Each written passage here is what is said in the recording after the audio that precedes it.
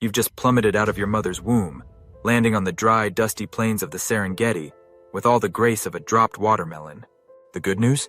You're alive. The bad news? You're a wildebeest, and life is about to hit you with a brutal, no-holds-barred reality check. Your mom barely glances at you before nudging you, clearly unimpressed. "Get up, kid," her eyes seem to say. "We don't have time for this newborn wobbling nonsense." And she's not kidding. Within minutes of your grand entrance into the world, you're expected to stand, walk, and, wait for it, run. Why? Because somewhere in the tall grass, a lion is licking its chops, thinking, "Ah, fresh wildebeest tartare." Speaking of predators, let's be clear. You're everyone's favorite snack. Lions, cheetahs, hyenas, crocodiles.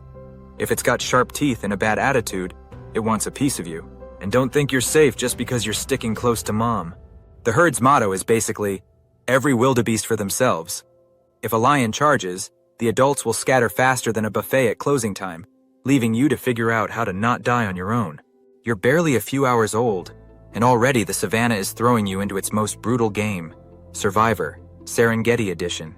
Spoiler alert, most wildebeest don't win. Once you've managed to avoid becoming a predator's appetizer, you quickly realize that the landscape itself is out to get you. The Serengeti isn't exactly a comfy place to live. During the dry season, it's a cracked, sun-baked wasteland. Water? Good luck finding any. You'll march for miles, hooves aching, tongue hanging out, only to reach a muddy puddle that everyone, including zebras and elephants, has already used as a bathroom. Drink up! But wait, it gets better. When the rains come, it's time for the Great Migration, aka nature's most exhausting road trip. Picture this. Millions of wildebeests, zebras, and gazelles trudging across endless plains, all heading toward greener pastures. Sounds majestic, right? Yeah, until you reach the rivers. Oh, the rivers. If you thought running from lions was bad, try crossing a crocodile-infested death trap. You'll join the herd at the water's edge, heart pounding, watching as the brave or unlucky wildebeest leap first. Some make it, many don't. Crocodiles snap their jaws, the water churns red, and you're left thinking, do I really need grass that badly?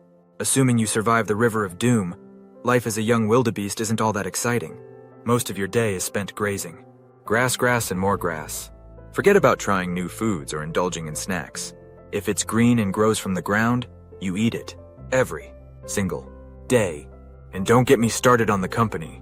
Sure, the herd offers some protection, the safety in numbers thing, but it's not exactly a friendly bunch. There's always that one bully shoving you out of the way at the watering hole, and let's not forget the zebras. They may look cool with their stripes, but they're just here to stir up trouble. Their favorite pastime?